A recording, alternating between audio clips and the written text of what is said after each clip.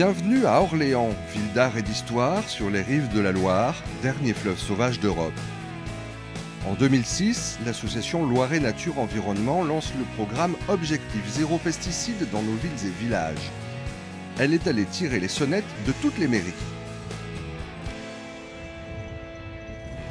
On a trouvé pertinent de s'intéresser aux collectivités pour la valeur d'exemple en fait.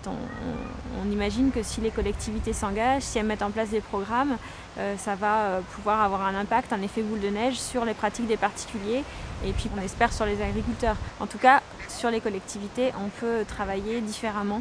La commune signe une charte pour 2 ans. Charte qui prévoit d'établir un état des lieux des pratiques, de mettre en place un plan de réduction des pesticides et de former les agents des services techniques.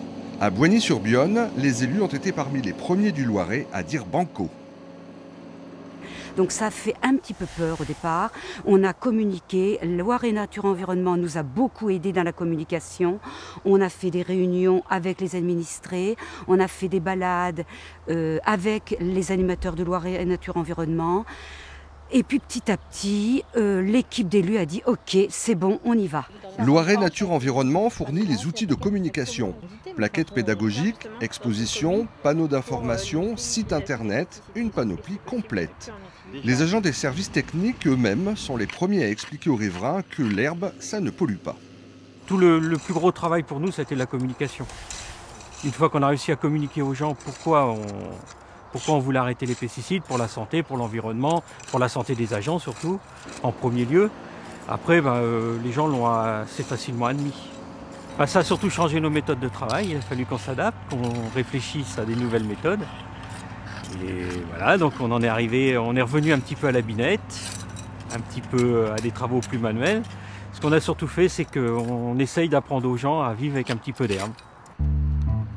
Le programme est modulable, que la commune soit urbaine, rurale, semi-rurale, selon sa taille également. Dans les grandes villes, on commence par travailler sur une partie seulement. À Orléans, c'est le quartier Saint-Marceau, autour du Jardin des Plantes, qui a été choisi. Quand on va dire aux gens on va laisser pousser les herbes de façon raisonnable, peut-être pour éviter les pesticides qui détruisent tout, il faut l'expliquer de façon très pédagogique parce que les gens vont dire mais nous payons des impôts locaux, vous nous laissez les trottoirs enherbés et pourquoi vous avez choisi cette partie pour ne plus traiter, etc. Donc là il est clair que l'information notamment des professionnels est essentielle pour arriver à convaincre ces gens que nous allons dans le bon sens. La première phase a pris fin en 2007. Les 5 communes volontaires ont réduit leur utilisation d'herbicides jusqu'à 90%. En 2008, 11 communes les ont rejointes, dont Orléans. L'objectif est maintenant d'étendre l'opération Zéro Pesticide à toute la région centre et de faire toujours mieux. On se sert de l'expérience des communes et de ce qui se passe sur les communes pour améliorer et avoir une autre vision. On a pour ce faire un comité de pilotage qui se réunit 2 fois par an et donc on voit ce qui se passe dans les communes et c'est l'occasion de penser à des nouveaux supports, à des nouvelles thématiques de travail pour améliorer le programme.